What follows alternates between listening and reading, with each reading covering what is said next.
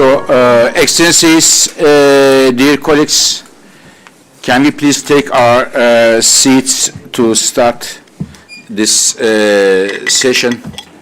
We are going to start, and I am checking my colleagues whether the JETRO, the live stream is started or is started now? Okay, we are ready. So, I will speak then, I will give it to you then, Sultan. Okay.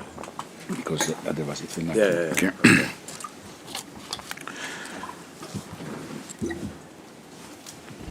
So, good morning to all the ambassadors, distinguished guests with us here. I am delighted to have my friend Dr. Sultan back to International Energy Agency. Dear colleagues, we are very happy to have Dr. Sultan back. I say back because after he officially started his job as the COP28 President-designate, his first trip was to Paris, and he's, for the first time, he shared his vision at a meeting at the International Energy Agency. And after a successful COP28, I should say a very successful COP28, I understand that his first international visit is again to Paris and sharing his thoughts with us. And he comes from Munich. I remember that the Secretary Kerry and Dr. Sultan and myself had a meeting in Munich last year to see what can be achieved, and it is a very nice memory for me. Today, our meeting is going to be live streamed. I should mention to you at least the first part, and we have also several members of media presented in this meeting in this room. We have several participants from government, industry, civil society, and the countries across the world. And we have several distinguished colleagues, including the COP21 President, Mr. Fabius, the big boss of the Paris Agreement, whom we all owe a lot, and the representatives from UN, UNFCCC, IPCC. So, dear colleagues, thanks to the global leadership of Emirates and Dr. Sultan, we have a historic agreement in Dubai COP28, which is called UAE Consensus. And these are key steps to tackle climate change and deliver Paris agreements. To back up the words with real-world action, Dr. Sultan and the Emirates also led several ambitious action agenda that included the Global Renewables and Energy Efficiency Pledge, which was signed by over 130 countries, Oil and Gas Decarbonization Charter, signed by many companies, and climate finance commitments, real money on the table. We are also today honored to have the COP27, the Egypt. Mr. Ambassador is here, I guess. Yes, he is going to talk us about the Egyptian experience in the second part of this meeting. Dr. Sultan and myself, in addition to the normal process, we have organized so-called high-level dialogues, bringing many governments behind the closed doors in order to have consensus. We had one at the sidelines of the G20 meeting in India, another one in Nairobi, Africa Climate Summit, another one in New York, during the UN General Assembly, and the last one in Dubai, COP28, which helped, I believe, the consensus among the countries. Dear colleagues, IEA was a supporter of the process from the beginning, but at the same time, we made sure that we came up with 5 conditions we thought should be helpful to be in the the documents, the outputs. The first one was, based on analysis, we said that the countries should commit to tripling their renewable capacity by 2030, improving energy efficiency improvement with a factor of 2, doubling the energy efficiency improvement. The third one is cutting the methane emissions by 2030 by 75%, ensure the orderly decline of fossil fuel use. This is the fourth one. And the fifth one was scaling up clean energy investment in emerging and developing economies.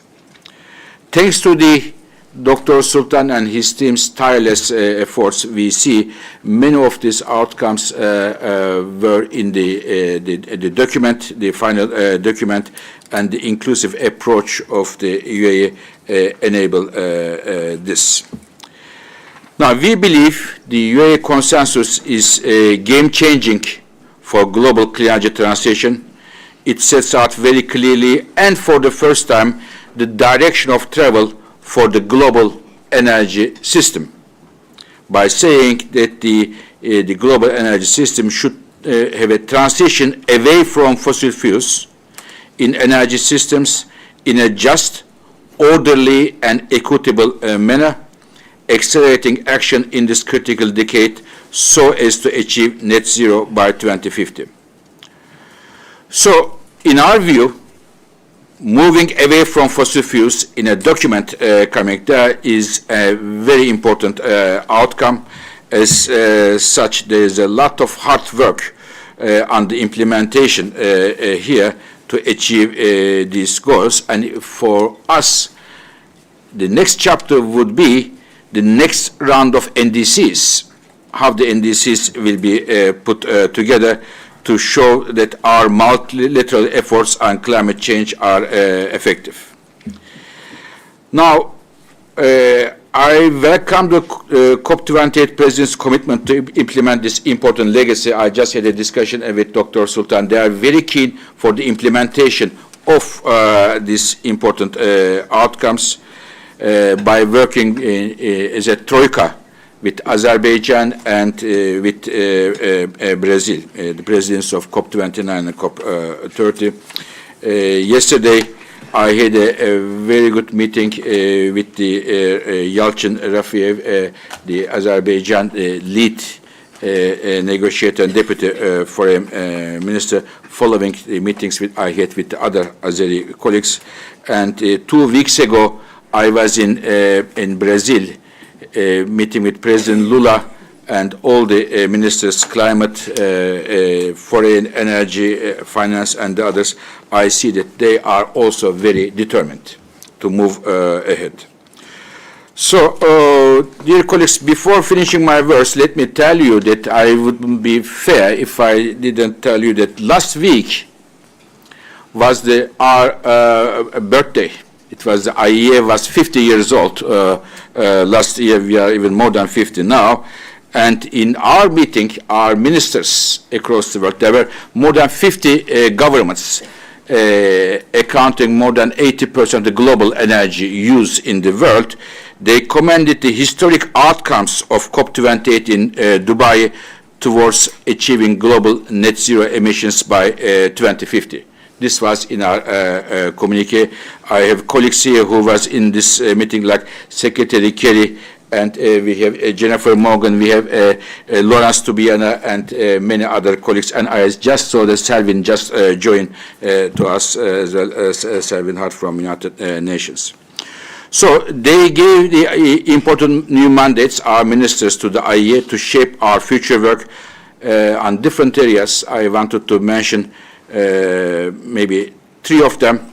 One, upon the request of the Indian government. We received a request by the Foreign Minister Dr. J. Shankar. India expressed its wish to be a full member of the International Energy Agency, and our governments decided to start the membership talks, and I think this is a very important development for international energy governance and beyond. And the second, Asia is very important for us, for many of us, for many reasons. So why we are very happy to be in Paris, in our headquarters here, we have decided, working together with the Singaporean government, opening a center, another center in Singapore. Madam Ambassador is here from Singapore. Thank you, Madam Ambassador, for your support there. We are opening a new center in Singapore, the Regional Cooperation on Asia. And the third one was that our member countries asked us to support the implementation of COP28 outcome. So on the basis of this, and my discussion with the COP29 and COP30 presidencies and UNFCCC, we have decided at the IEA to come up with certain implementation actions what we are going to do. And there are very concrete things what we are going to do. In fact, I will mention these three things at the end of this session, but I want to first hear from the colleagues before I tell you what the IEA will do on this climate front at the end of the first round of the meetings. Now, I would like to, normally, I wanted to turn to Dr. Sultan Jabbar to give his keynote speech, but I understand that the Secretary Kerry will have to leave to airport. He spent so much time for the IEA, for climate, for Emirates. Mr. Secretary, we are all thankful to you for to your leadership. Maybe if you agree, Dr. Sultan, I will turn to Secretary Kerry to give his remarks. Over to you, sir. Well, Fatih, excuse me.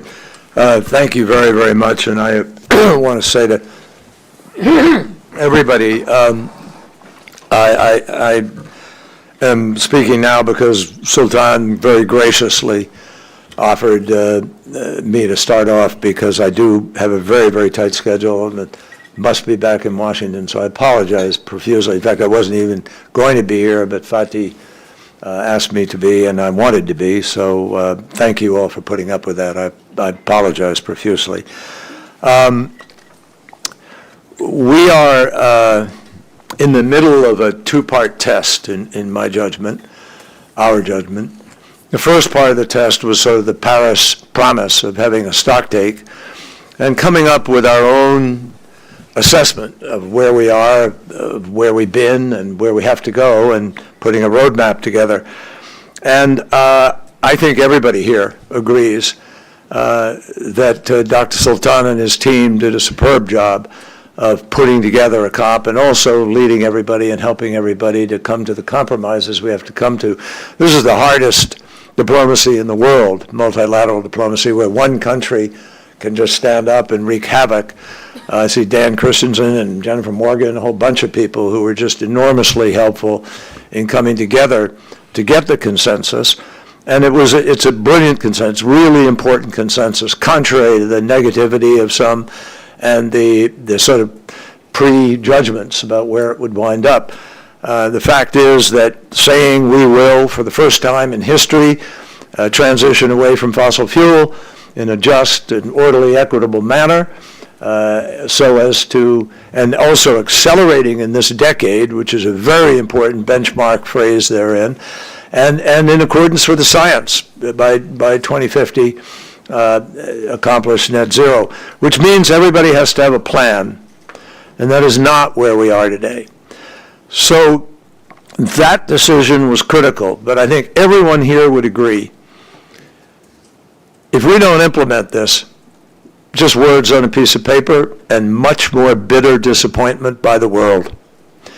And we're at a crucible right now. The latest measurement is 1.48 degrees. Now, it's not a permanent level, but it's a level we've hit.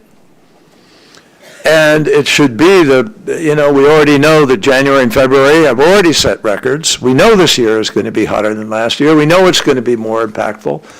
And so we have to respond. And frankly, I'm enormously impressed by the turnout and the number of people. We all know that the IEA began in 1973 and 4 as sort of a mouthpiece for the industry. And thanks to Fatih and the team that's there now, it's really helping us to understand what our choices are and where we need to go. So let me be sort of clear. The second test of the agreement is whether or not we successfully implement it, and that we do so with the speed and the rigor that is necessary. So we have to do a whole bunch of things, I think. First of all, we said we're going to transition away from fossil fuel. How many countries have taken a step to actually transition away now? Not those who've already ahead of us, like Denmark and others, Germany, but how many here, since this decision was made, have put a plan in place or implemented a plan? We have to all ask ourselves that. We also have to recognize that at a bare minimum, 20 to 30 countries are basically the key here. Africa could develop all of its resources, and if it did develop all of its resources, it would be about 3% of all the emissions in the world. But 80% of all the emissions in the world are in those 20 to 30 countries. And if those 20 to 30 countries, we all know who they are, ours and mine included, if we don't move, this isn't going to happen. So we really all have to work together to try to find the way forward. Key countries must get off of coal. There's 500 gigawatts of coal-fired power waiting to come online, mostly in Asia. 360 of those gigawatts in one country. And if that happens, it will wipe out all of the gains of Europe, the US, and other parts of the world. Now, it may not happen, because we all know that that country is producing an enormous amount of renewables. And in fact, so many renewables, I think Fatih would agree, the likelihood of all of that coming online is greatly diminished. And the possibility of where a goal is at 2060 today, it probably is much more likely at 2040 or 2045 or something, ahead of a lot of other countries. So if we can find a way to be public and talk about what we're all doing and join together in this effort, there's no question in my mind that we can surprise ourselves, particularly with the technologies that are being worked on, ranging from the battery storage to the green hydrogen to fusion, where we will be producing in Massachusetts at the Commonwealth Fusion Plant in about 3 years, something like 40 megawatts of power, finally coming in a proof of concept for this. So what else do we need to do? Well, we have to capture emissions from gas at some point. You can't go well beyond 2030 on the gas front unless you're capable of capturing the emissions, at least, the largest percentage thereof, since it's net 2050. In addition, we need to set NDCs. That's required right now in the consensus and by Paris. And those new NDCs are due next February. Many people haven't yet focused on that, but we need to do so. In addition, we need to grow the First Movers Coalition. We need to build out storage capacity and transmission capacity. And in the end, folks, I think everybody knows this.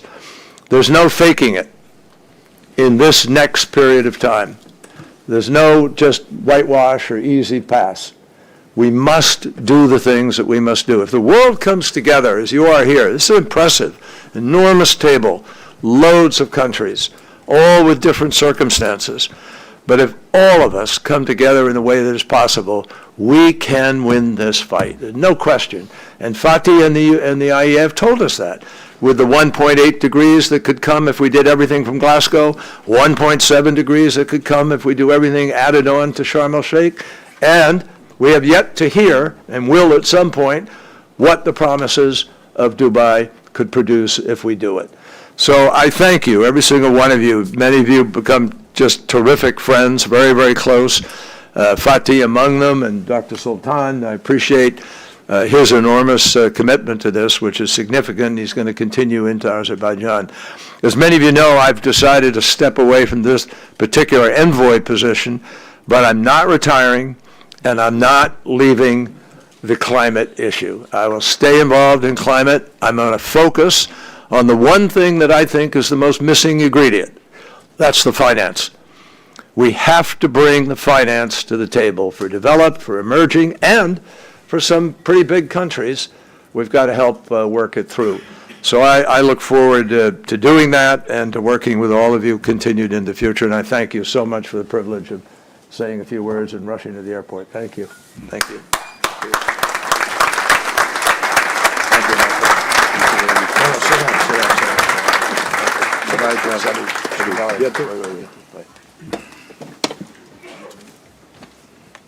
Thank you. Take care. Thanks. Thanks. Thanks.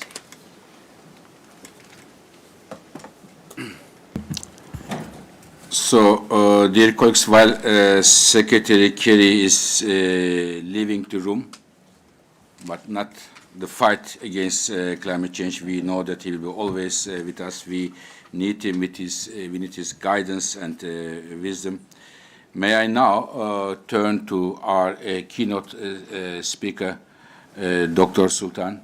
Once again, congratulations, Dr. Sultan, for this historic agreement in Dubai COP28. Over to you, Dr. Sultan.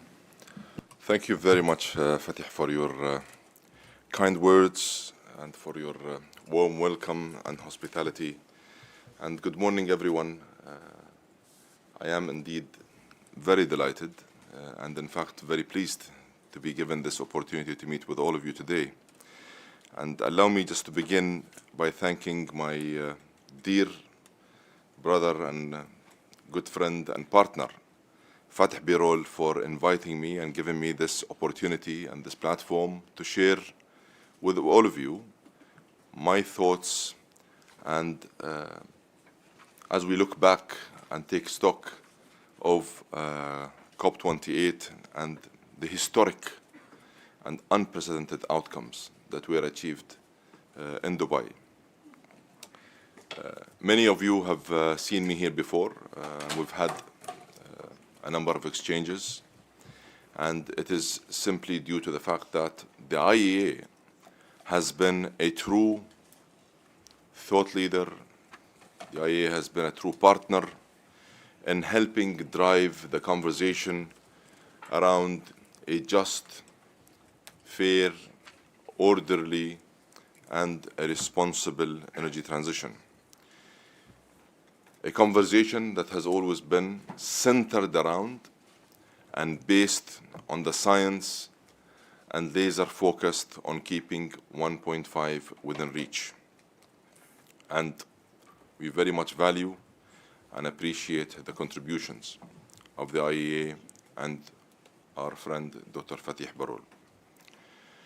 It is also great to see many friends in this room, and in particular, I'm happy to see Laurent Fabius and Laurent Stibiana, the architects of the Paris Agreement, an agreement that was able to unite the world in an effort to address the common threat of climate change. And before I go further, allow me, of course, to acknowledge many of my dear friends and partners here in this room who have been there for the UAE COP28 team, who have been there for me, and it was due to their support, guidance, and unwavering commitment we were able to deliver such a great results. And here I mention the climate envoy of Germany, Jennifer Morgan, for her hard work, the pressure she applied, also for my dear friend Dan Jørgensen, for his efforts, his support, his guidance, and the fact that he co-led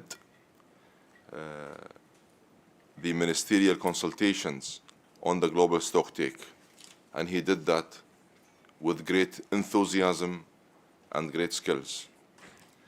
I want everyone in this room and beyond those who were sincere in their engagement and those who believed in our drive and our passion and our commitment to delivering an unprecedented success at COP28 in Dubai. I want them all to know that we fully appreciate and respect their contribution, and from the bottom of my heart and behalf of my team, I thank them for their unwavering commitment and support. Their help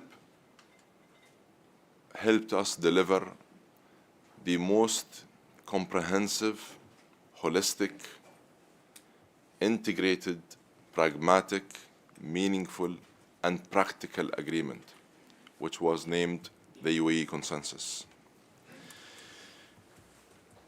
We all remember what was the main task of COP28. And friends, COP28 was tasked simply with making history by delivering the first global stocktake since the Paris Agreement. And while I must admit, 2023 had its moments, but against all the odds, we delivered.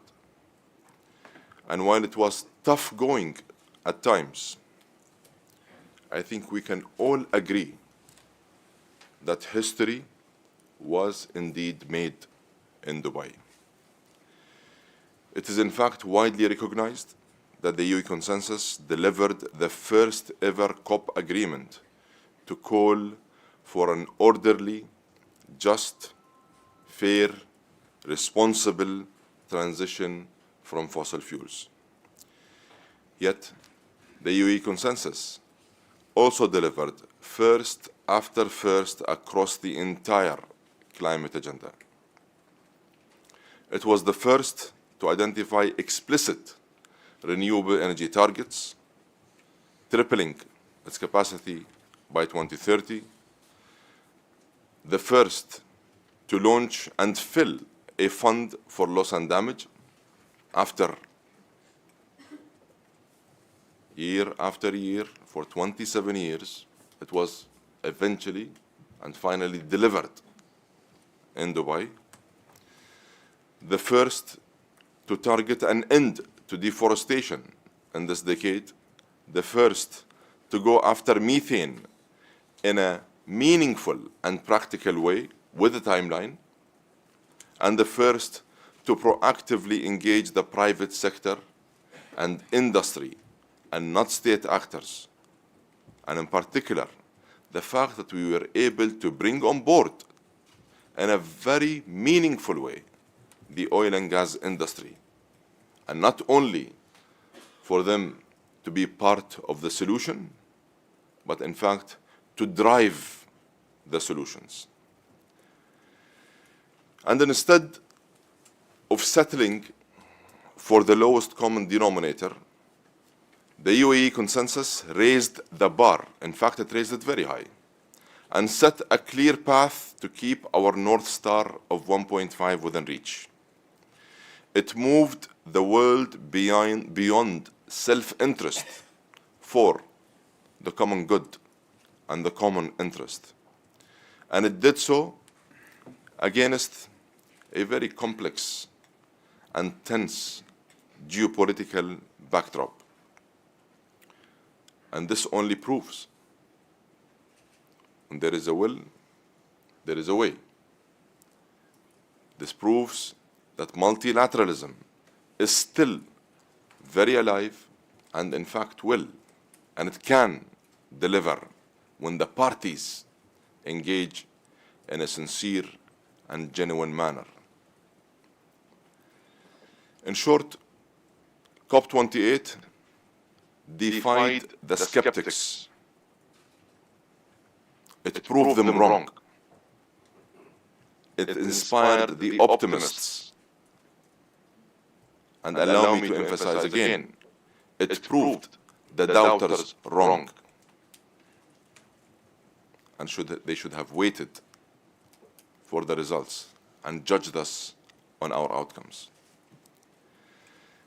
Solidarity and unity overcame finger-pointing and polarization.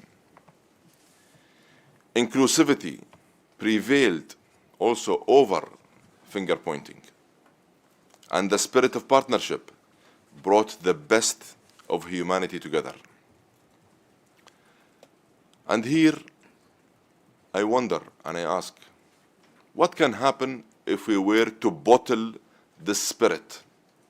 I know we will be able to fix a lot of things only if we were to adopt a similar mindset and nurture a new culture in helping address global challenges.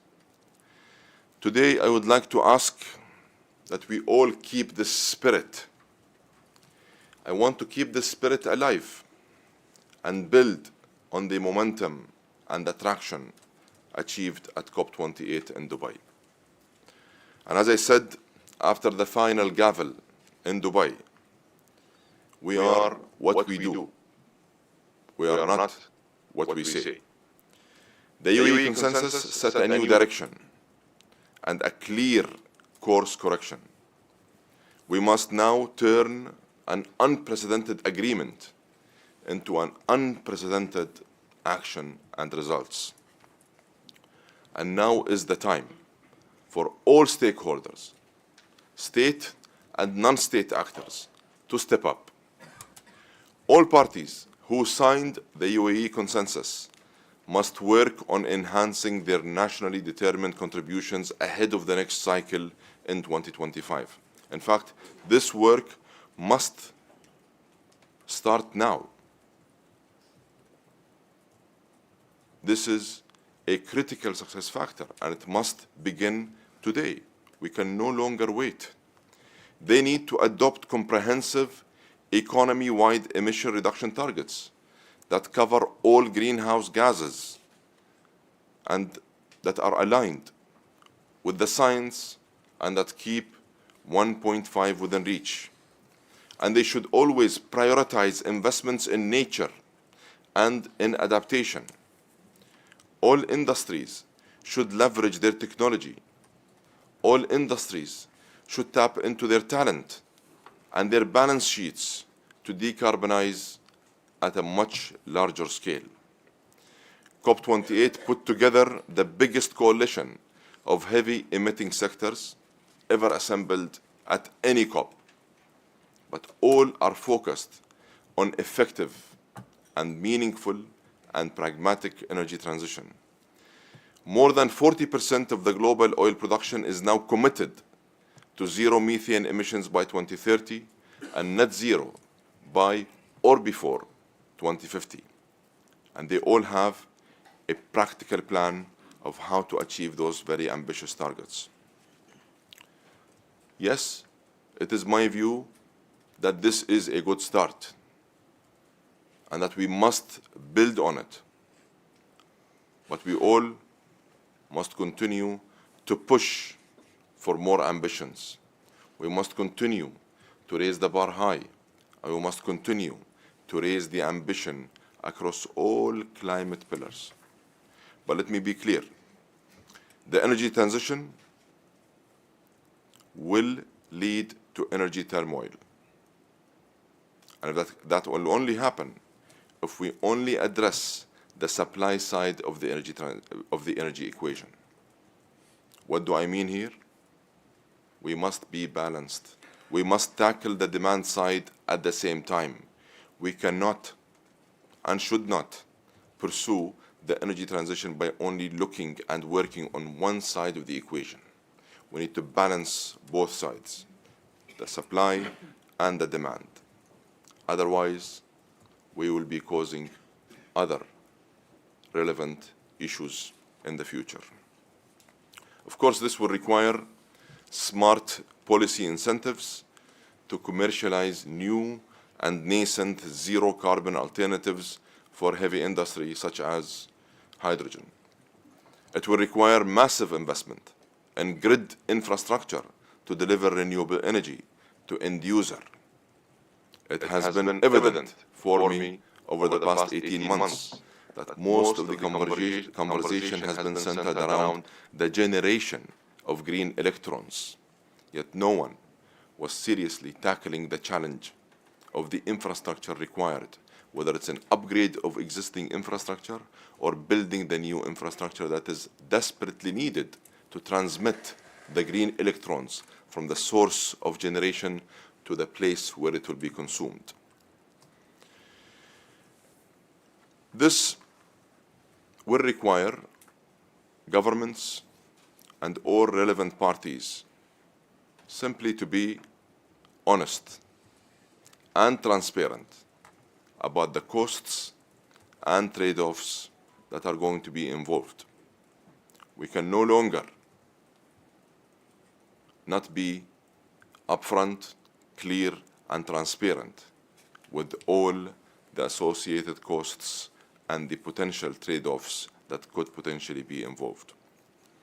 Friends and colleagues, the key enabler of positive change at the speed and scale that is required is simply finance, but not normal scale of financing. We need finance at every level. And as you know, the next COP is mandated to deliver the new collective quantified goal. And now that it appears that the 100 billion target has finally been met, the world must now raise the bar to address the challenge we face. We need to start thinking trillions, not billions.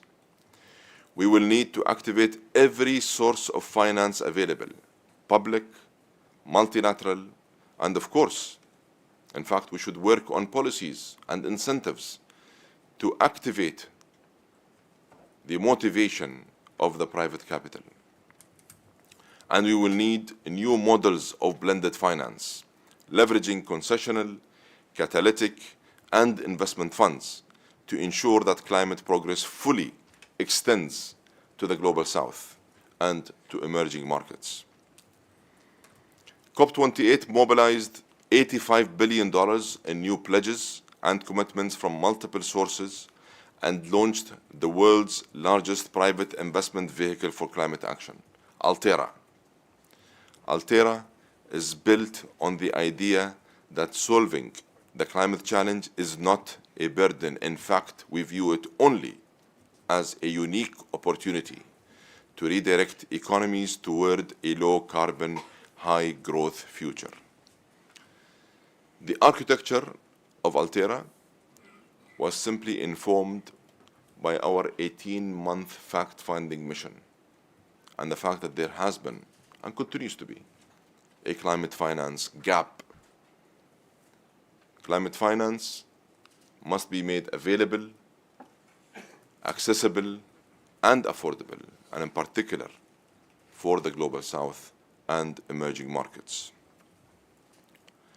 This unique structure of Altera will drive finance and investments across the global north and, of course, the south. Its scope will remain 100% focused on climate solutions, and its scale, starting with a $30 billion fund, will have a multiplier effect that will mobilize $250 billion in investments by 2030. Colleagues, there is no single silver bullet solution for climate finance. But Altera provides a new platform. In fact, it is a paradigm shift in how finance is conducted. It is a new model that can and should be replicated many times over. And in parallel, we must continue to build the right international financial architecture that can attract, motivate, and incentivize private investors. This cannot be funded by only public money. Private capital is going to be the enabler. Private capital is going to be the bridge and a critical success factor, and we must bring them on board. COP28 progressed the essential conversation around the IFI and MDB reform, and I believe good progress is happening there. Of course, there is still a lot of work to do to create a fit-for-purpose ecosystem that can create the paradigm shift for finance that the world needs today. Excellencies, many of you here with us today and outside of this room are not new to climate diplomacy. You have all seen many COPs come and many COPs go. Optimism and momentum can quickly fade unless real action and practical follow-up continues. Political momentum can dissipate and in a way fade away or disappear between COPs, and great initiatives can fall through the cracks. We all have seen it over the past 27 COPs. That is why, just a few days ago, and together with the upcoming presidencies of COP29 and COP30, we launched the COP Presidencies Troika. The Troika will be for the first time, bridge the gap between COPs. It will lock in continuity. It will ensure that we maintain momentum and help anchor implementation of the historic UAE consensus. It will aim to turn the commitments made at COP28 into concrete results, and it will propel the outcomes of Dubai toward higher ambition in Baku and greater impact in Belém in Brazil. Excellencies and friends, I am calling on all of you for your support in driving the progressive agenda of the UAE consensus forward. Please take this call to action back to your capitals and to your policymakers and to your friends and to everyone relevant and to your political leaders and your industrial leaders. Let's match the passion of our words with the energy of our deeds, and let's secure all our tomorrows by taking the necessary action today. COP28 changed the game. COP28 corrected course. COP28 nurtured a new mindset, and COP28 created a moment of hope in challenging times, and COP28 delivered the good news the world was desperately needing. Let's not waste it. In fact, let's harness this positive energy to drive breakthrough progress today. Thank you, and I thank you all for your support throughout the engagement.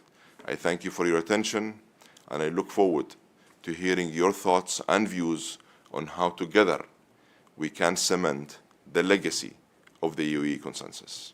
I thank you again.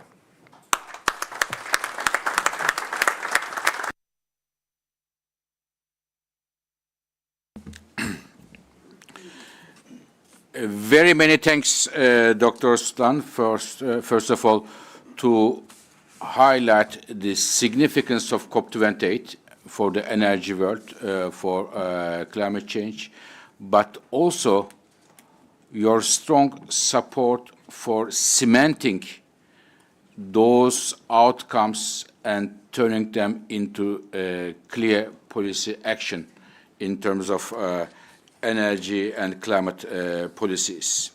Very many thanks. Dear colleagues, we will now go to a few colleagues who are going to respond in 3 minutes each to the excellent keynote speech of Dr. Sultan from different angles.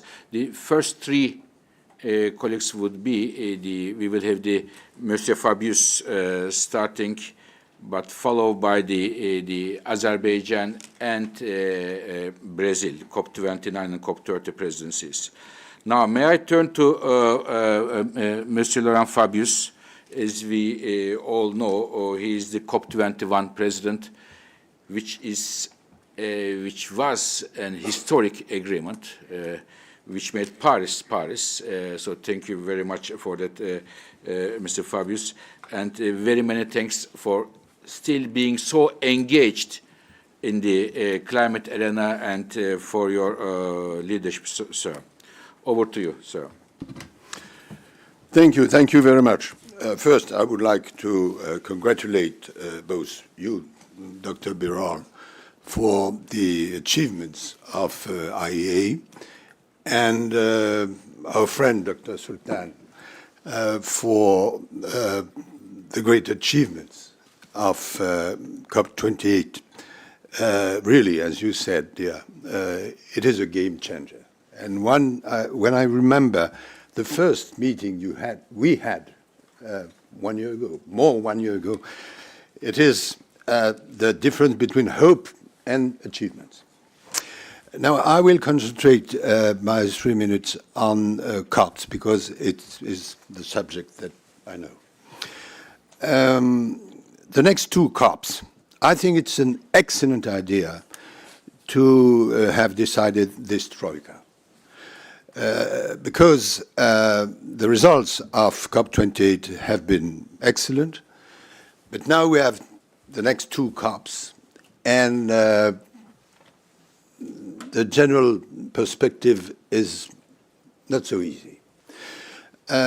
I'm pretty optimistic about COP30 in Brazil for many reasons, and among these reasons, the fact that Brazil is Brazil, that President Lula is committed, really, everybody knows that hopefully the international situation will be better than today, and because everyone hopefully will remember that it will be Paris plus 10 anniversary. The situation is a bit more difficult. We are here to say things about COP29 because time is short, because the international situation is not good, and nobody knows what it will be next November for many reasons, and because Baku has to deliver. Therefore, it is one of the reasons why this troika is so important and decisive. Among the different subjects, I will quote only two ones. The first one, obviously, is finance, because everything depends on finance. Not only public finance, but private finance as well, bearing in mind that what we are looking for is trillions and not billions. And especially towards developing countries. I will add another, and in Baku we have to deliver on that. And I will add, maybe it could surprise you, another subject which to me is very important. It's methane. It is not the most difficult subject. It is not very expensive. And we are not doing, all of us, public and private, what we must do. Therefore, if we can insist on that, I think it will be very, very useful because, as you know, the results can be important and quick. Now, the question is, with this troika, with the next two COPs, what can be, we are in IEA, the elements which are brought by this agency, which during these 50 years have had tremendous work done. I think, but obviously it's under the control of Dr. Birol, that three things can be done by IEA. The first one is to work closely with the Troika, with Azerbaijan and Brazil, as it has been done in Dubai. The second is to help to measure the progress of the argued pledges in Dubai, because we are very good at having pledges, but the question is, what do we deliver? And maybe the third thing is to help to bring data analysis to support indices of the different countries, because it is the next challenge. I'm full of hope, but the question is to continue to be inspired both by the spirit of Paris and by the agenda which has been delivered in Dubai. Thank you.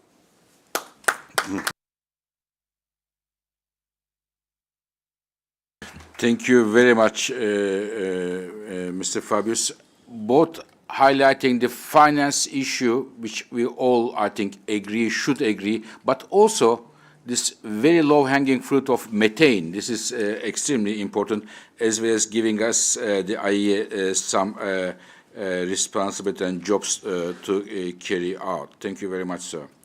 Now, may I turn to the COP29 presidency? Now, we are very happy to have the chief negotiator of Azerbaijan, which has Yalchin Rafiyev, who is at the same time the deputy minister of foreign affairs. We are very thankful to him for coming over for a very short notice, Mr. Rafiyev. And we had a wonderful bilateral meeting to discuss about the next steps, how we can work together, IE and Azerbaijan yesterday. But all the eyes are on Baku. Over to you, sir. Thank you, Mr. Executive Director. Excellencies, ladies and gentlemen, it's a great honor to be here this morning among this esteemed group of distinguished international climate leaders. As incoming COP presidency, we are extremely grateful for your work and are committed to building strong ties with all of you. At COP28, we made big choices for our future. COP28 marked a significant milestone with a UAE consensus and first ever global stocktake at its core. We are honored that Azerbaijan was chosen to host COP29, and we understand the great responsibility that comes with it. COP29 will build on the momentum from Dubai, and we will advance our collective cause in Baku and in the process set up Belém for success. As one of the recognized global centers of multiculturalism, and by utilizing its time-testing strategic role in building bridges between the global north and global south, Azerbaijan is ideally positioned to facilitate all-inclusive deliberations to make a tangible progress in climate negotiations at COP29. It will take all members of the international community working together in partnership with the United Nations and other international actors to achieve our goals. Only through an inclusive COP can we develop the right way forward. This will be one of our main guiding principles. As part of our collaboration, we will work hand in hand with the UAE and Brazil within Troika of presidencies to deliver a future that is climate-focused, equitable, and sustainable. One of our key themes for COP29 will be the financing. Critical to our efforts will be mobilization of finance for mitigation, adaptation, and loss and damage. This will need a joint effort by countries, international organizations, and the private sector. Under our COP29 presidency, we are looking forward to closely working with the IEA. The IEA has been instrumental in creating global rules and standards around energy. At COP29, the IEA will continue to play a vital role in the process, keeping track of our commitments and outcomes and supporting the parties with vital research and policy work. In conclusion, and in line with our principles of an inclusive COP, let me stress that we are here to learn and listen and to engage in collaboration with our international partners like you. So let me thank you once again for this opportunity, and I look forward to our further conversation and above all, our collaboration going forward. Thank you.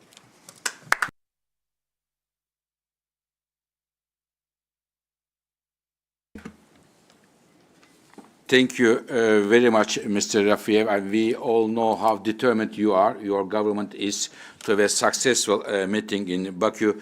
And responding your point, as International Energy Agency, we are more than happy to support you throughout this process. Now, dear colleagues, I thank all of you that you are here, especially, of course, Dr. Sultan, but my special thanks to go to the Toni, who is the climate secretary of Brazil. She's since, I think, the Brazilian time, 5 o'clock in the morning, she's in front of the screen. It's in itself, I think, shows how much Brazil is committed to a wonderful COP30. Thank you very much, Madam Secretary, for being with us. And also thank you very much for hosting me 2 weeks ago in Brasilia for excellent meetings with you, with your president, and with the colleagues. Thank you very much, and over to you. We are looking forward to hear your views, Madam Secretary.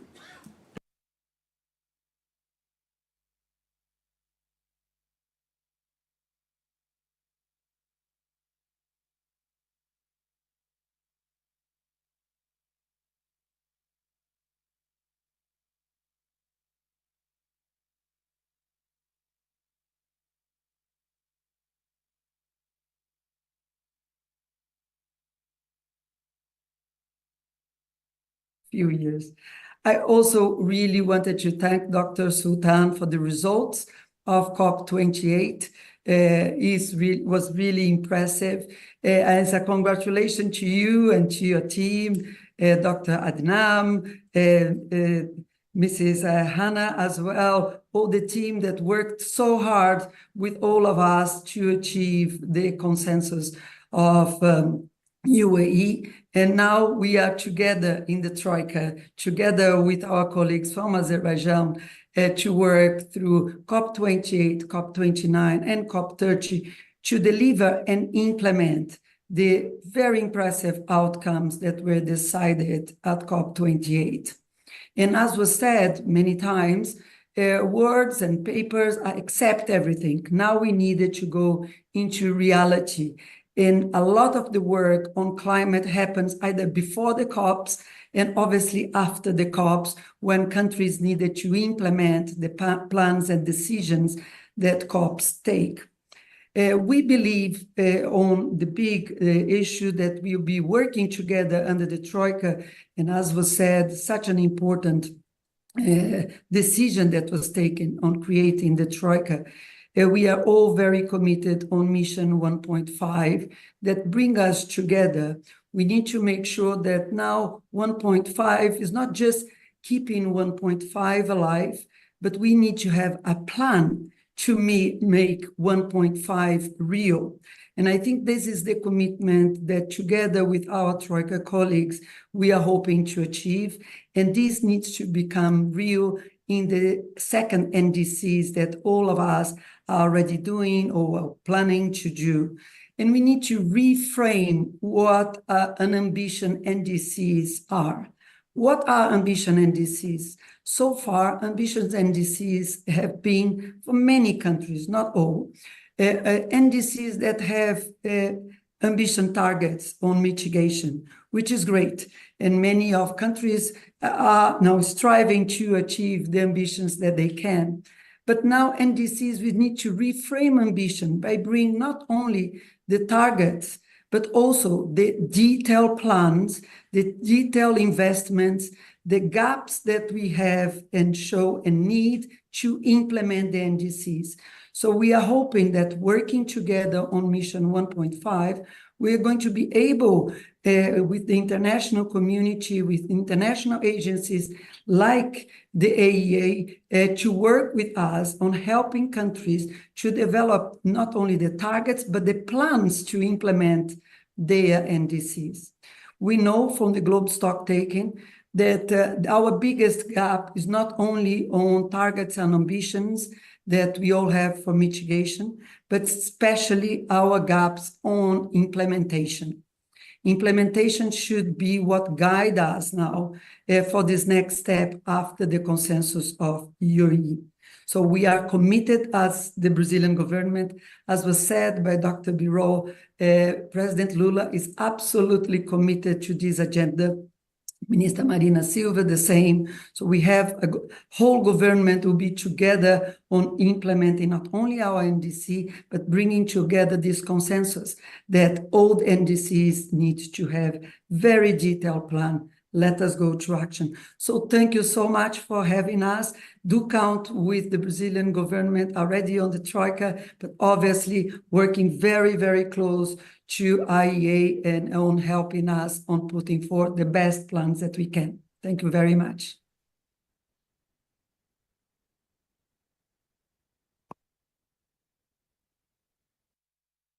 Thank you very much, Madam Secretary. So much appreciated. So early in the morning you are with us, an early start there. Dear colleagues, I was in Brazil a few days, 2 weeks ago.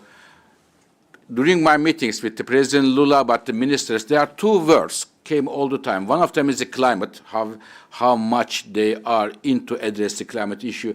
The other one was just.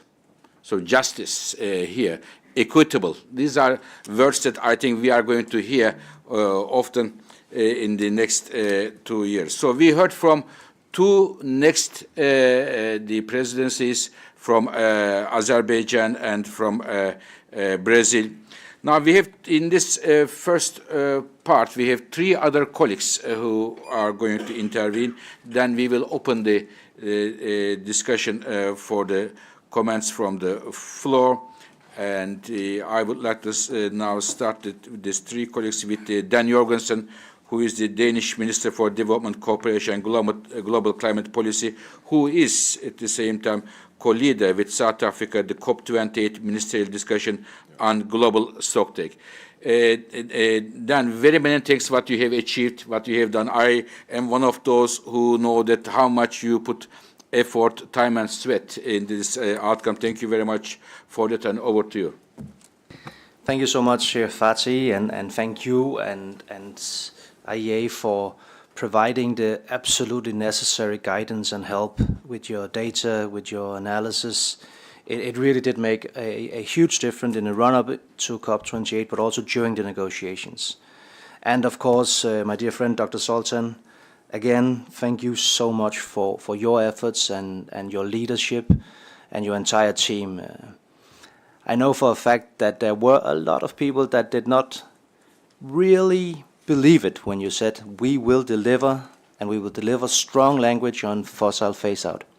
But you proved them wrong. You did, in fact, deliver. So I commend you for that, and I want to just say thank you once more. So, what did COP28 deliver? Well, first and foremost, of course, language on the phase-out of fossils.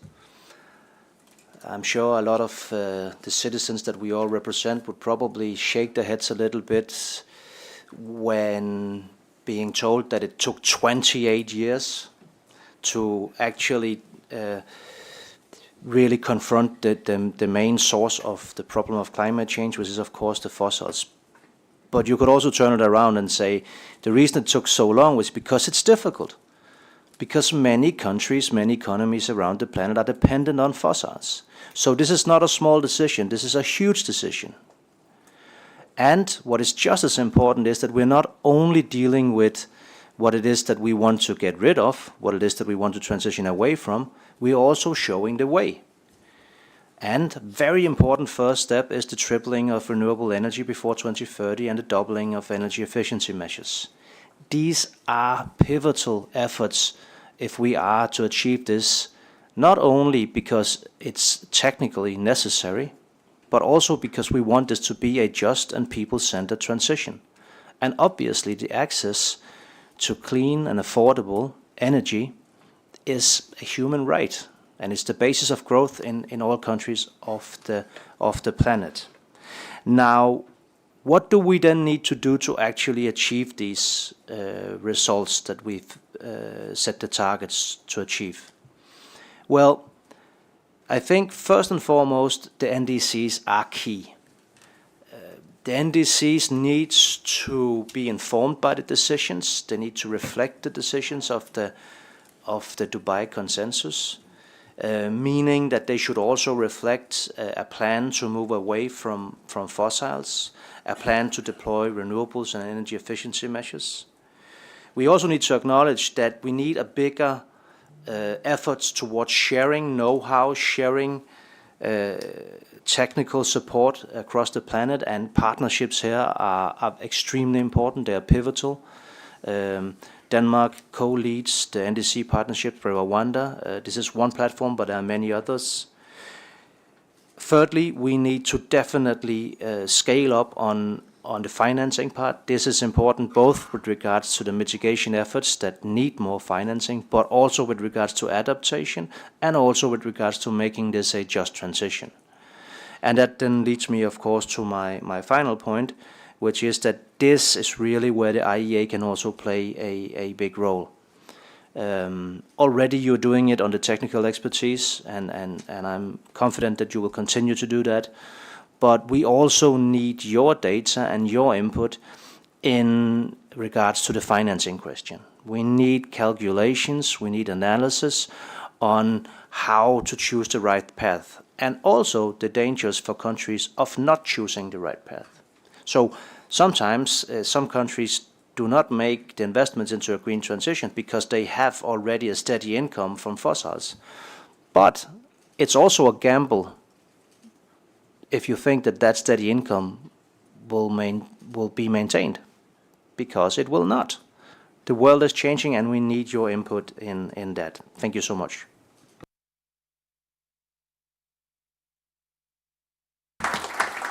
Thank you very much, Dan, and we wish you all the best for your Copenhagen Climate Summit next month. Now, may I go to Jennifer Morgan, who is the State Secretary and Special Envoy for International Climate Action, Germany, somebody who is a tireless climate champion and whose determination and energy I really admire. Thank you very much, Jennifer. Over to you. Thank you, Fatih, and I can say right back at you, very much thanks for bringing us together and for all the energy and passion that you've brought to us and will continue. And to Dr. Sultan, congratulations to you and your entire team. As Toni and others have said, how impressive, and your results show how all of that effort paid off for all of us. And I very much look forward to working with our incoming presidency and Brazil. Excellent idea on the Troika, a new innovation. And, you know, I was here, I had the honor of being here last week, and just being here in the IEA, last week was reflecting on the fact we were all here looking back 50 years and the shock that happened then and what brought a collective group together then. And my sense then and my sense now sitting in this room is that this is our 1974 moment. This is our moment where we have to come together in a new way collectively to respond to the shocks that are happening to our countries from the climate crisis, and then the results of having to respond to the climate crisis in transitioning our energy systems and our economies together, and to do that in a bigger and faster way, to bottle that spirit, I totally agree, and the determination of the UAE consensus, because we're all working for energy security, we're all working for economic stability and security, we're all working for climate security, for prosperity for our people, for more equity, more justice globally, but also within our own societies. And in order to create those enabling conditions for implementation of COP28, but also setting us up for this year and next year, I just touch briefly on three key conditions. The first is Mission 1.5. I don't think I need to say much about that, how we close that gap. The second is the social component, which I want to put up front and center. And the third is the financing, which we've heard quite a lot. So on the social side of things, we need that just transition, that people-centered transition, and this needs to be not just about energy experts. This is about people on the street. This is about families. This is about our citizens, and we need to find the way to transition together. Reskilling, yes, but also buffering impact on the most vulnerable households and have that people-centered. The second is really about financing the transition. And I think we have these economic investment transition plans, otherwise known as NDCs, to bring that together, and we need to collectively really get strategic about using existing funds. And here I also see a role for the IEA. What are the financing mechanisms for the different parts of our economies that we need to transition?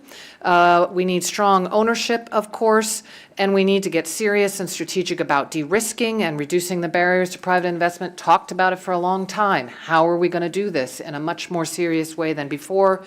Having the MDBs, of course, be key players in all of this, in the pillar of development planning and financing in the 2020s, and also figure out transitional finance. And I think analysis of lessons learned through the IEA can be quite key. So I think these are some of the building blocks moving us forward on the promise of that COP28 consensus, and really being well on our way to building that new energy economy by the time we get to Brazil, and working for that financial transformation in Baku. Thank you.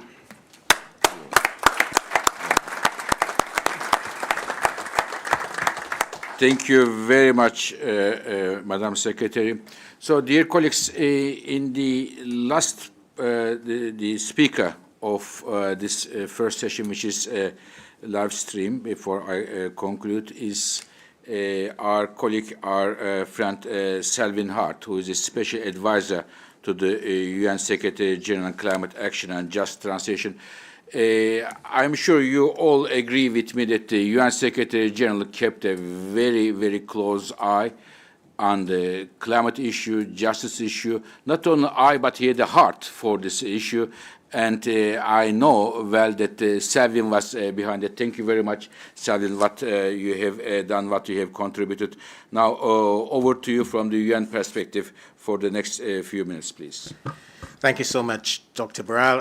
And first, the IEA has been a very valuable partner to the Secretary General and to the United Nations. And I'm absolutely grateful to be here to join you and Dr. Sultan, the COP28 president. And thank you so much for convening this important session. And I agree with everything everyone has said. We've made significant progress on a number of key issues in as it relates to the energy transition, and as well as many other issues as well. But we have a number of questions that remain open. First, will the energy transition move fast enough to keep the 1.5 degree goal within reach and prevent the worst impacts of the climate crisis?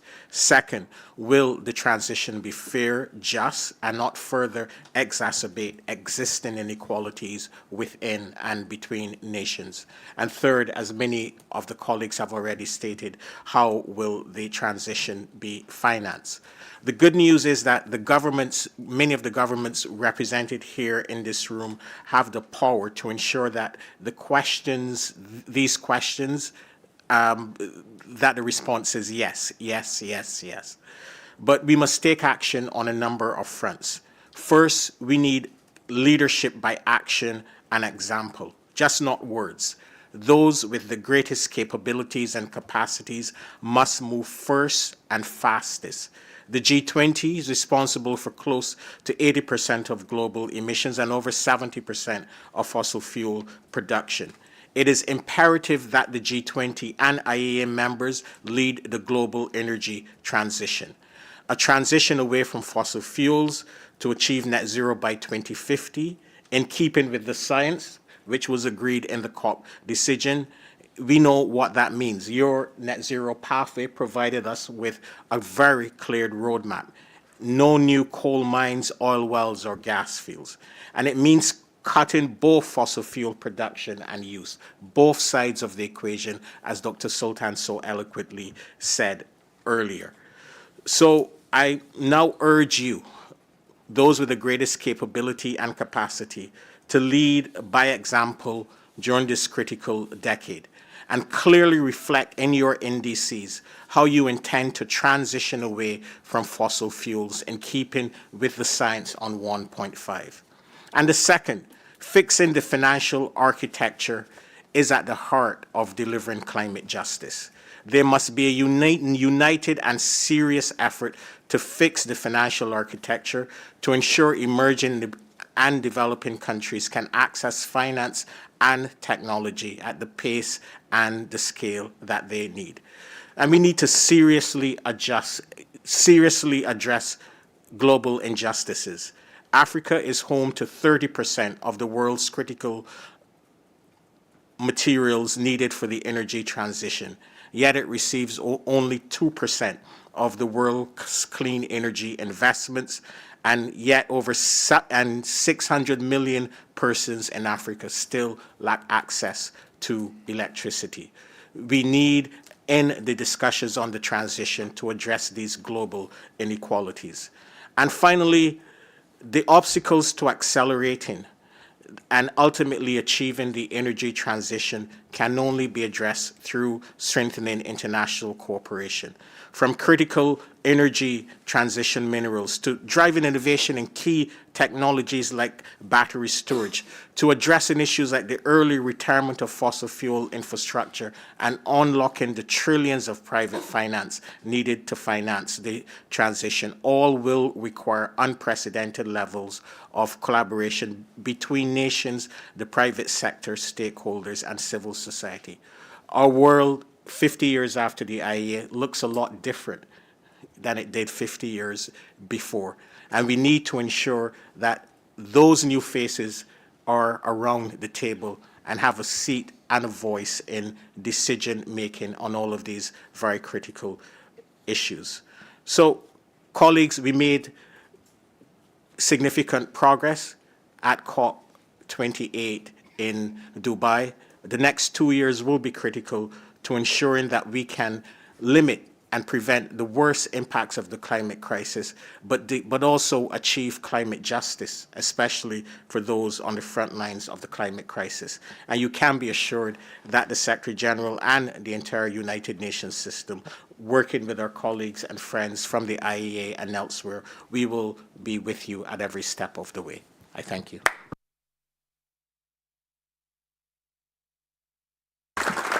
Thank you very much, Selwin. It is great to know that United Nations is behind this process, behind these ideas. Dear colleagues, I would like to finish this session by telling you what IEA will do throughout this year. We will do 4+1 thing. I just give you the headlines, which I believe will be important for this year, which I believe will provide an important input for our fight against climate change and accelerate the clean energy transition. And I'm going to announce 4+1 points. The first one is, Dr. Sultan mentioned, many of us mentioned, there are many pledges made in Dubai. Now, pledges are good. We trust the governments that they will do what they said they will do. But at the IEA, we believe in numbers. So we are going to, as of 1st of March, we are installing a tracking mechanism, what is said and what is done for the pledges made there. Together, I had a meeting with the Simon Steele of UNFCCC. We are going to carry out in coordination with the UNFCCC. This is the first input we are going to provide. The second input, as many of you mentioned, that the next NDCs, next round of NDCs will be very important. We have received several requests from different governments with our unparalleled data analysis and policy advice. We are going to support the NDC formulation of the countries. We know that they should be nationally determined, but of course, we know that they should be in line with the science, as it was mentioned a few minutes ago. The third point, as Dr. Sultan mentioned, one of the reasons of such a good outcome in COP28 was, in addition to the normal process, formal process, there was a lot of high-level dialogues we have organized with different countries, with the chair of the presidencies. We are planning to do this high-level dialogues with the Azerbaijan and Brazil to bring the countries together and to discuss these issues in an informal way. Fourth, financing. This is the heart of the issue. Dear colleagues, I give you one number. Last year, total clean energy investment in the world was $1.8 trillion US, vis-à-vis 1 trillion fossil fuels investment. But the 1.8 trillion is not high enough to reach our climate targets. But more importantly, only 15% of 1.8 trillion happened in the emerging and developing countries. So there is a big problem there. And we are working on the cost of capital, how we can bring the cost of capital in the emerging and developing countries, and what kind of creative financial mechanisms can be built to support the clean energy transition of developing countries. So these are the 4 areas that we are going to work on, building a tracking mechanism, NDCs, high-level dialogues, and at the same time, coming up with the creative financial mechanisms on the basis of our expertise there. What is +1?